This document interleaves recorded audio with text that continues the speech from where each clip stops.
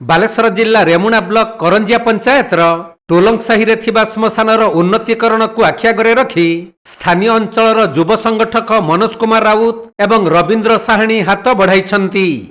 ଶବଦାହ କାର୍ଯ୍ୟରେ ସହଜତା ପାଇଁ ସେମାନେ ନିଜସ୍ୱ ଉଦ୍ୟମରେ ଶ୍ମଶାନରେ 2ଟି ଆଲୁମିନିୟମ ଚୁଲା ବ୍ୟବସ୍ଥା କରିଛନ୍ତି। ଏହାଦ୍ୱାରା ଶବଦାହରେ 50% କମ୍ କାଠ ବ୍ୟବହାର ହେବ।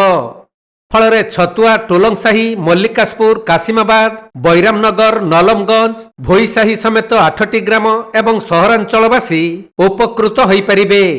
ଏଥିସହିତ ବର୍ଷା ଦିନରେ ଲୋକଙ୍କ ପାଇଁ ଶବଦାହ କାର୍ଯ୍ୟ ସହଜସାଧ୍ୟ ହୋଇପାରିବ।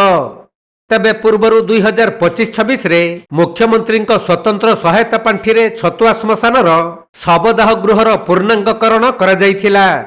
ସେହିପରି ମହାତ୍ମା ଗାନ୍ଧୀ ଜାତୀୟ ଗ୍ରାମୀଣ କର୍ମ ନିଯୁକ୍ତି ଯୋଜନାରେ ଛତୁଆ ଶ୍ମଶାନ ପୋଖରୀ ଆଡ଼ିରେ ବୃକ୍ଷରୋପଣ କରାଯାଇଥିଲା। ଏହା ବ୍ୟତୀତ ପୂର୍ବତନ ରେମୁଣା ବିଧାୟକଙ୍କ ସମୟରେ ମଧ୍ୟ ଏହି ଶ୍ମଶାନର ଉନ୍ନତିକରଣ ପାଇଁ ସହାୟତା ମିଳିଥିଲା। ତେବେ ଶବଦାହ କାର୍ଯ୍ୟରେ ଲୋକଙ୍କ ସୁବିଧା ପାଇଁ ନିଜସ୍ୱ ପ୍ରଚେଷ୍ଟାରେ ଏହିଭଳି କାର୍ଯ୍ୟ ହାତକୁ ନିଆଯାଇଥିବା ବେଳେ ଏଥିରେ ସ୍ଥାନୀୟ ଯୁବକମାନେ ସେମାନଙ୍କୁ ସହଯୋଗ କରିଛନ୍ତି ବୋଲି ଶ୍ରୀ ରାଉତ ସୂଚନା ଦେଇଛନ୍ତି।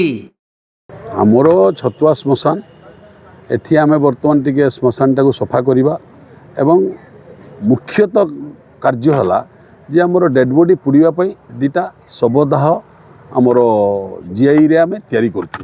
ସେଟାକୁ ଆମେ ତିଆରି କରୁଛୁ ଯେ କି ଗୋଟେ ଲୋକ ଯେତେବେଳେ ଡେଡ୍ ବଡି ପୋଡ଼ିବା ପାଇଁ ଆସିଲା ବେଳକୁ 3 କୁଇଣ୍ଟାଲ 3.5 କୁଇଣ୍ଟାଲ କାଠର ଆବଶ୍ୟକତା ହେଉଛି। ଏ ଜିଆଇର ଏଇ ଯେଉଁ ଶବସଂସ୍କାର ଜିନିଷଟାକୁ ଆମେ ତିଆରି କରୁଛେ ଏଟାରେ ଆପଣମାନଙ୍କର ମିନିମମ୍ 1 କୁଇଣ୍ଟାଲ 80 କି 2 କୁଇଣ୍ଟାଲ ଭିତରେ କାଠ ଆବଶ୍ୟକତା ପଡ଼ିବ ନାହିଁ ଏବଂ ଆମର ତାକୁ କଲେ ସହଜରେ ଆମେ ଡେଡ୍ ବଡିଟାକୁ ପୋଡ଼ି ପାରିବା।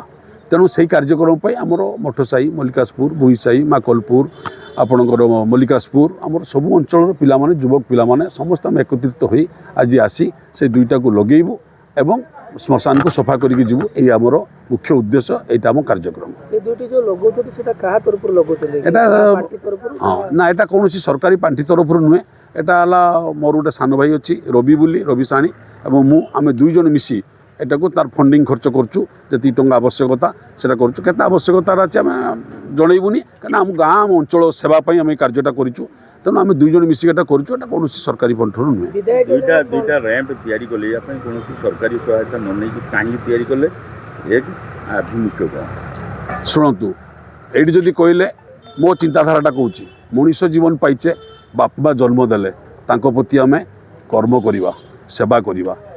ତାପରେ ଆମେ ଆସ୍ତେ ବଢ଼ିବା, ସେତେବେଳେ ଆମେ ବାହା ହେବା ଏବଂ ଆମେ ଗୋଟେ ସୃଷ୍ଟି କରିବା, ଆମେ ସନ୍ତାନ ସୃଷ୍ଟି କରିବା। ତା ପ୍ରତି ଆମ 2 ଜଣଙ୍କ ପ୍ରତି ଆମେ କର୍ତ୍ତବ୍ୟ ଲିଭେଇବା। କିନ୍ତୁ ଯେ ମଣିଷ ଜୀବନ ପାଇଛେ, ତା ପାଇଁ ଆମେ ସୋସାଇଟି ପାଇଁ କିଛି କର୍ତ୍ତବ୍ୟ କଲେ ମଣିଷ ଜୀବନଟା ସାର୍ଥକ ହେବ। ଏଇଟା ମୋର ଚିନ୍ତାଧାରା। ସେଇ ଅନୁଯାୟୀ ମୁଁ ମୋ ଅଞ୍ଚଳରେ, ମୋ ଏରିଆରେ ଯେଉଁଠି ବି ହେଲେ ମୁଁ ଏ କାର୍ଯ୍ୟ କରିବା ପାଇଁ ମୋ ଆତ୍ମ ଶାନ୍ତି ମିଳେ।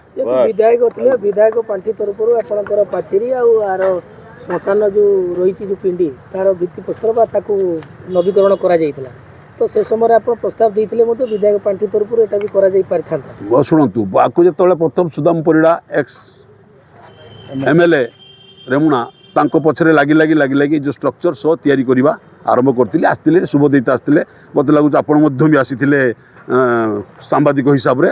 ତେଣୁ ଆମେ ଷ୍ଟ୍ରକ୍ଚରଟାକୁ ବନେଇଥିଲୁ। ବନେଇ ସାରିଲା ପରେ ଆଉ ଥରେ ମଧ୍ୟ ମୁଁ ବର୍ତ୍ତମାନର ବିଧାୟକଙ୍କୁ ମୁଁ ଗାନ୍ଧୀ ସ୍ମୃତି ଭବନ ପାଖରେ ବି ରିକ୍ୱେଷ୍ଟ କରିଥିଲି ଯେ ଆମର ଟିକେ ଶ୍ମଶାନଟାକୁ ଇଏ କରିବା ପାଇଁ। ସେଠୁ ବି ତାଙ୍କର ସାହାଯ୍ୟ ଦେଲେ, ଯେଉଁଟାକି ପାଚେରୀ ବି ହେଇଛି, ଏଟାକୁ ରିମଡେଲିଂ ମାନେ ତାର ପ୍ଲାଷ୍ଟରିଂ ହେଇଛି।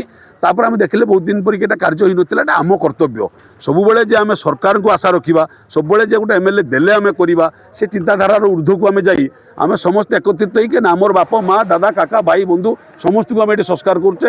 ତେଣୁ ଆମେ ନିଜ ତରଫରୁ ଏଟା ନିଜେ କଲେ। ତେଣୁ ସମସ୍ତଙ୍କୁ ବହୁତ ବହୁତ ଧନ୍ୟବାଦ। ବର୍ତ୍ତମାନର MLA, ପୂର୍ବତନ MLAକୁ ଆମେ ଗ୍ରାମବାସୀ, ଆମ ଅଞ୍ଚଳବାସୀଙ୍କୁ ନେଇକି ଆମେ ଏ କାର୍ଯ୍ୟକ୍ରମ କରୁଛେ। ଆମର କାହାକୁ କିଛି ଅଭିଯୋଗ ନାହିଁ। ବାଲେଶ୍ୱରରୁ ପ୍ରସେନଜିତ ସେଠୀଙ୍କ ରିପୋର୍ଟ, କୋଣାର୍କ ଲାଇଭ୍।